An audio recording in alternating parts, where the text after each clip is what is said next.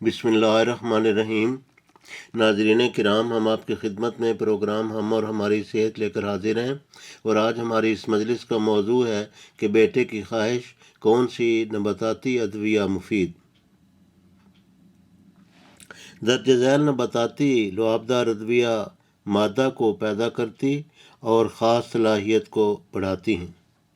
وہ نباتاتی ادویہ یہ ہیں: موسلی سفید، موسلی سیاہ، سنگاڑا، سالم و چھلکا، اسبگول، سالہ مصری، بہمن سرخ و سفید، تودری، بوپھلی، کمرکس، کمل گٹا، جامن و آم کی گٹھلی، تمام لعابدار بیج مثلاً تال مکھانا، بیج بند، سمندر سوکھ، تخم بالنگو، تخم ریحان، گوندین، ہر قسم کی گوندیں مثلاً گوند کتیرا، گوند کیکر وغیرہ، املی کے بیج، باڑ کا دودھ یا نرم کونپلیں یا باڑ کی داڑھی وغیرہ، جسے ریش برگد بھی کہا جاتا ہے۔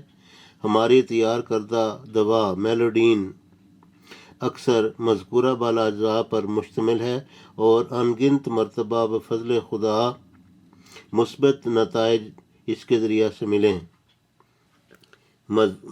مذکورہ بعض مفرد اجزاء پر الگ الگ ویڈیوز موجود ہیں، ناظرین ان کو ملاحظہ فرما سکتے ہیں۔